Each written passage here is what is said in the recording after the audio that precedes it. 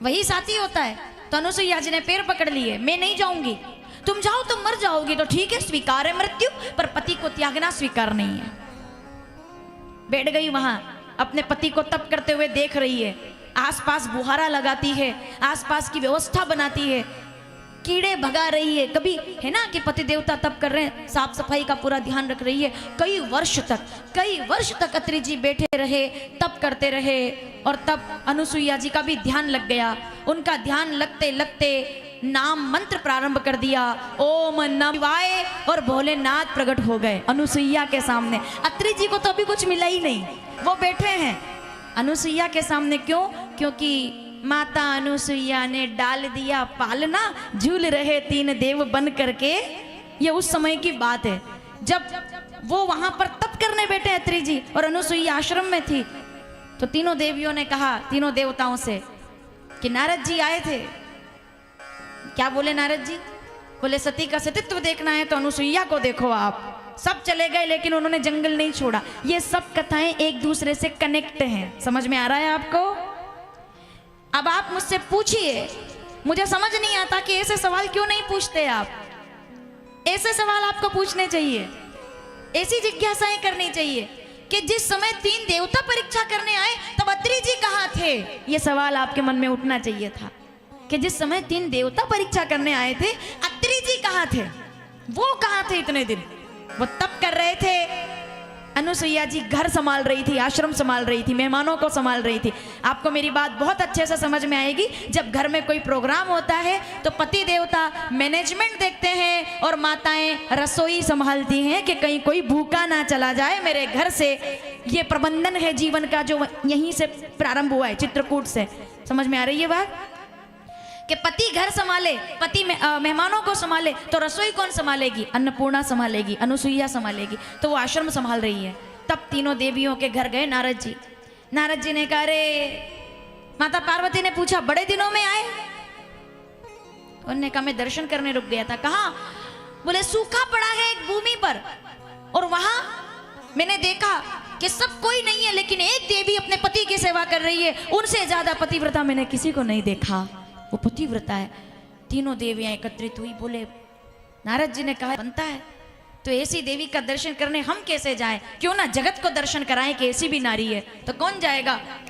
पति देवता को भेजो। तीनों देवता आए, ब्रह्मा विष्णु महेश त्रिदेव ने आकर के परीक्षा करने का विचार बनाया।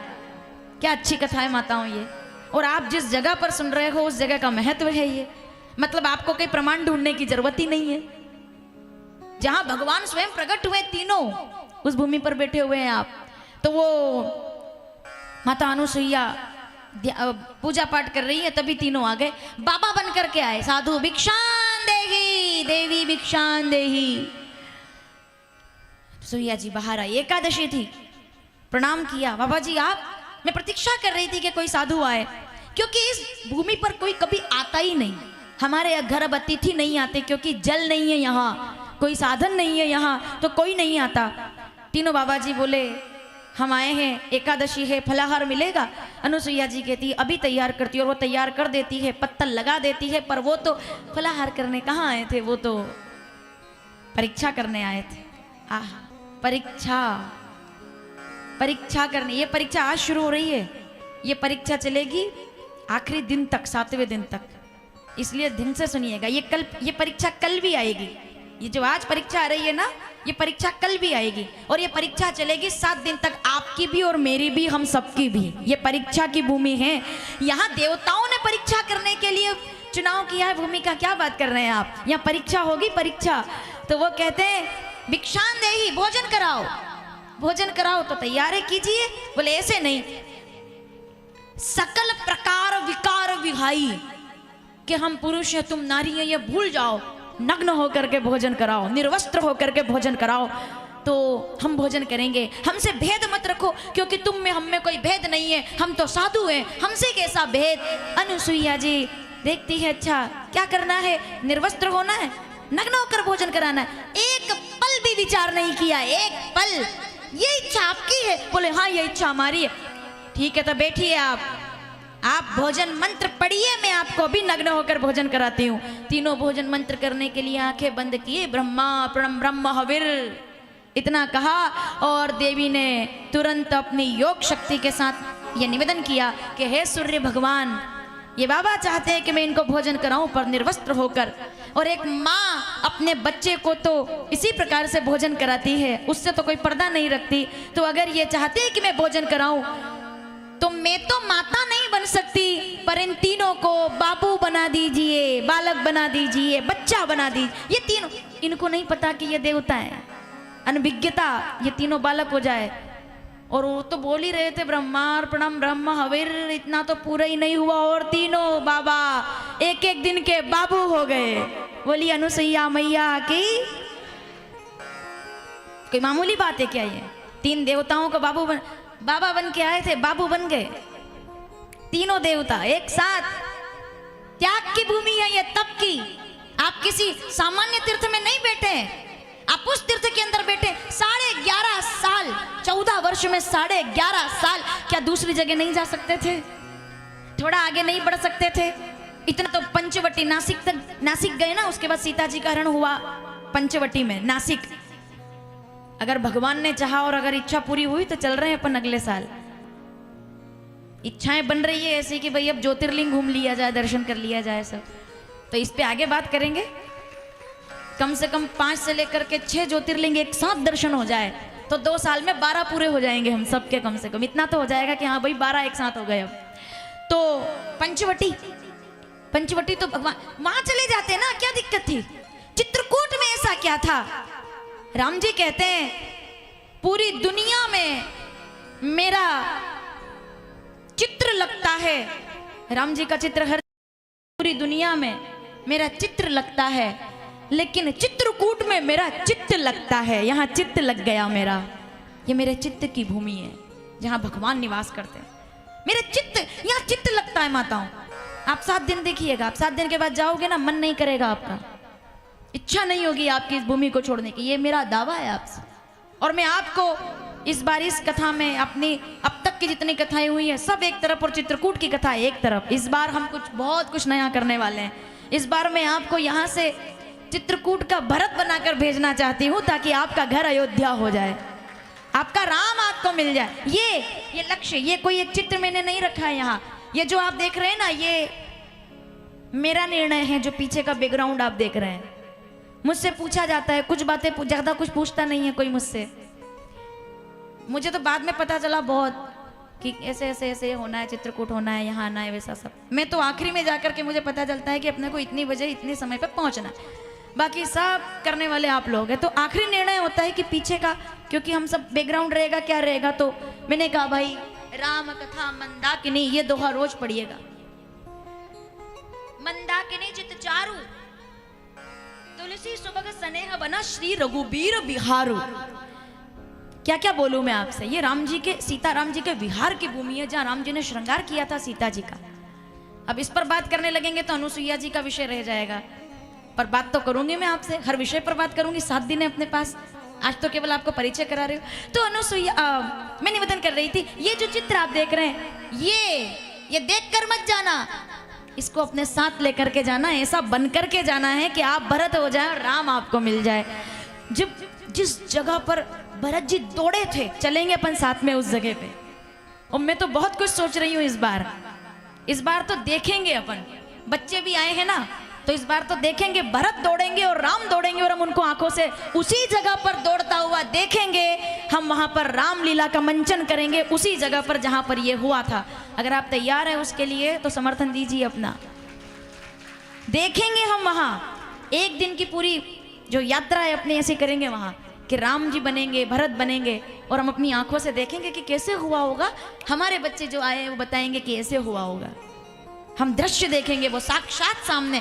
जब इतनी अच्छी जगह पर बैठे हैं तो उसको जीवंत करके देखते हैं ना, जीवित करके देखते हैं ना कि कैसा हुआ होगा। भरत जी दौड़े होंगे, राम जी दौड़े होंगे, विकल हो गए। वो राम जो कभी मर्यादा नहीं त्यागते, वो कसम खा जाते अपने पिताजी की। रामचरितमानस अयोध्या कांड 231वां दोहा, सारी चौपाइयां पढ़े आप कि लखन तुम्हारी शपथ पितुआना। भाई तू सबके बारे में क्रोध कर, गुस्सा कर, पर मेरे भरत के बारे में मत बोल। मेरा भरत कभी गादी स्वीकार करेगा ही। तू भरत के बारे में, भरत साधु है। भरत को जितना त्याग मिला है, जितना हेट मिला है, जितना घृणा मिली है, उतना शायद किसी अपराधी को भी नहीं मिली। बिना अपराध के भरत ने घृणा झेली है कि लोग उनकी तरफ देखना पसंद नहीं कर रहे थे जब वो गए थे अयोध्या में। बिना अपराध के, बिना गलती के सजा भुगती है उस बच्चे ने। तब श्री राम जी उनको ऐसे गले लगाते हैं। और इस चित्र में देखो आप, अब ये सब अपने आप होती है चीजें। इस चित्र में आप देखेंगे, आपको भरत की आंखों का आंसू भी नजर आ जाएगा।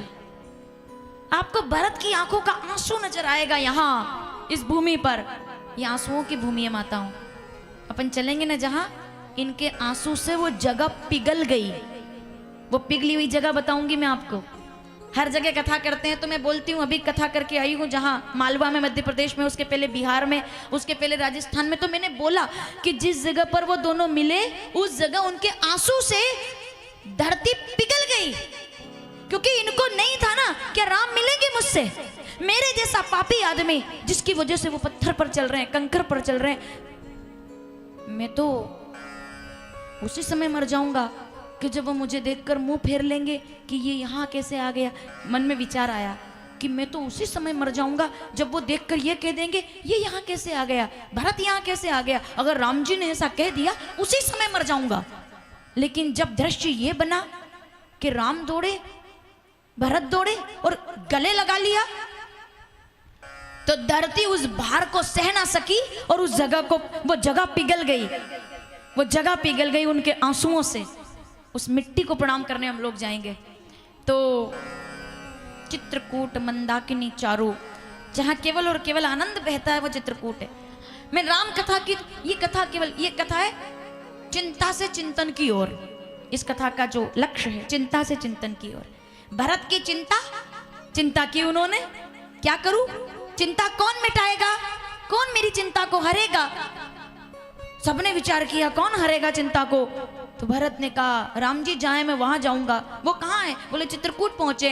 तो भरत ने कहा अयोध्या में होने वाली चिंता को चित्रकूट के चिंतन से जाकर के मिटाऊंगा, ताकि लाखों साल के बाद जब जय गणेश परिवार के लोग चित्रकूट के भवन में, आचार्य भवन में कथा सुनने आए, तो वो अपनी चिंताओं को त्याग कर चिंतन लेकर के जा सके। वो भरत का चिंतन लेकर जाएंगे।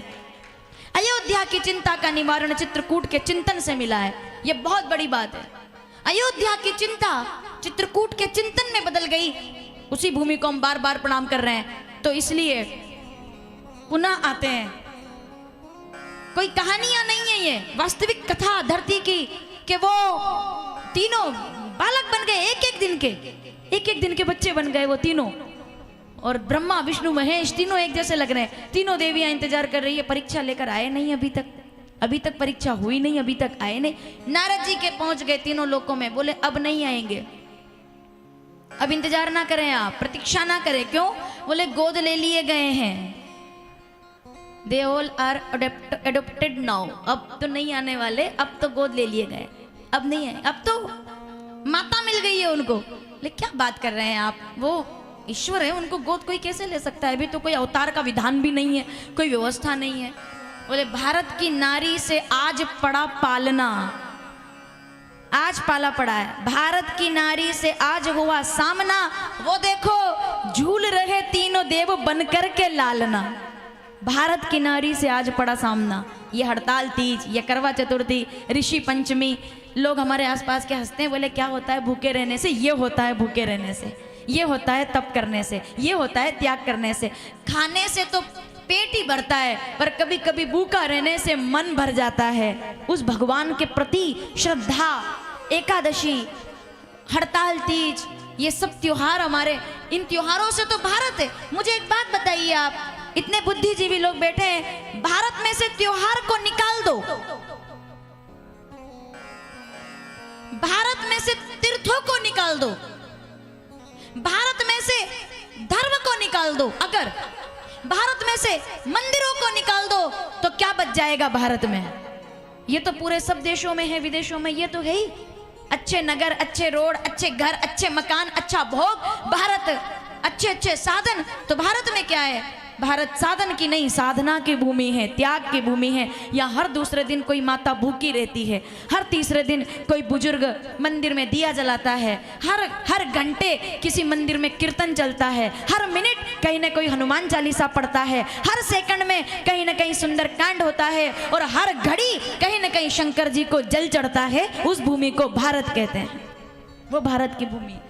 ये सब है तो भारत है, इसीलिए आर्यावर्ते जम्बू द्वीपे भरत खंडे, इसीलिए भारत है। जो भरा हुआ है वो भारत है, जो भरा नहीं है भाव से, बहती जिसमें रसधार नहीं।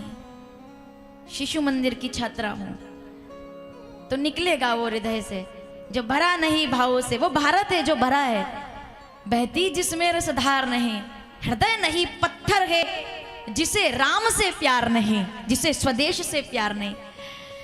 तो माता अनुसुईया की आंखों में आंसू आ गए उन तीनों को बालक देखकर। बालक देखकर क्यों? क्योंकि उनके अलावा वहां कोई नहीं है। अब वो तीन आ गए। अगर आप अकेले बैठे हो और पड़ोस का कोई बच्चा घर में खेलने आ जाए तो आप खुश हो जाते हो। अगर कभी कोई घर पे नहीं है, कितनी माता यहाँ ऐसी बैठी होंगी जो पड़ोस के बच्चे कई बार 2-2, 3-3 बार भोजन करके चले जाते हैं और फिर कहते हैं कि अरे इसने तो 5वीं तक 6ठी तक हमारे यहाँ ही भोजन किया है, ये तो 3 साल का हमारे यहाँ ही हुआ है। मैं सच बता रही हूँ आपको, मैं खुद भी नलखेड़ा नगर में रही हूँ। मेरे माता पिता गवर्नमेंट टीचर हैं, रहे, अब तो संन्यास हुआ है मेरा, लेकिन हमेशा से संन्यास नहीं था ना। तो जब मैं छोटी थी, और वास्तविकता बता देनी चाहिए, कभी कभी ऐसा होता था कि घर में भोजन बनता था। शिक्षक रहे, शिशु मंदिर में 300 रुपए का वेतन उस समय हुआ करता था महीने का, तो उसमें हम दोनों बच्चे पाले गए हैं। इसीलिए क्योंकि 300 रुपए में पाले गए हैं, इसीलिए आज जिस जगह हम बैठे हैं उसका महत्व हमको पता है कि जिस स्थान पर हमें, उस जगह को हम जानते हैं। मैं बहुत अच्छे से जानती हूँ जो लोग काम करते हैं उनके महत्व को। जो लोग काम करते हैं, कहीं भी किसी भी क्षेत्र में काम करते हैं, मैं हर काम करने वाले व्यक्ति का पूरा सम्मान करती हूँ। और ये मैं आप लोगों से भी विश्वास आशा रखती हूँ कि जो काम करे ना उसका सम्मान करो। फिर चाहे वो रोड साफ करने का काम करे, नाली साफ करने का काम करे, वो पढ़ाने का काम करे, वो आपको कोई गाड़ी में बिठाने का काम करे, रिक्शा चलाने का काम करे, ट्रेन की टिकट का काम करे, वो कोई भी काम करे उसका सम्मान करो, क्योंकि वो काम कर रहा है, वो केवल अपना काम कर रहा है। काम करने वाले का सम्मान करो तो राम का सम्मान होगा। ठीक है? तो प्रेम की भूमि है ना ये, इसलिए ये सब बातें निकलती है। तो यहाँ पर जैसे ही माता अनुसुईया, अब मैं भी जिस घर में मैं रही हूँ उस घर में हमने भी भोजन किया। किराए के मकान में रहते थे हम लोग, तो हम 2 साल तक, 2.5 साल तक, 3 साल तक कसेरा जी के घर में रहे, और वहाँ हमने लोग हमारे आसपास के आते थे मिलने, हम वहीं पाए जाते थे, हम वहीं पर भोजन करके बड़े हुए हैं हम। ठीक है? तो बच्चा जब कोई आता है पड़ोस का तो माता खुश हो जाती है कि चलो तुम तो यहीं रहो। तो अनुसुईया जी कितनी खुश हुई होंगी जब वहाँ कोई नहीं आता और तब वहाँ 3-3 बच्चे खेलने लगे। उन्होंने कहा यहीं रहना, एक दिन भोजन नहीं, रोज भोजन करना, पर यहीं रहना। इधर देवियों को खबर हो गई कि नहीं अब वो नहीं आएंगे, गोद ले लिए गए, तो क्या किया जाए। तो उन्होंने कहा चलो ठीक है, हम लेकर आते हैं भगवान को वापस। तीनों देवियां आई, तीनों देवियों ने आकर के और माता अनुसुईया को प्रणाम किया। प्रणाम करके कहा हमारे पति देवता यहाँ आए थे, अब तक घर नहीं पहुंचे।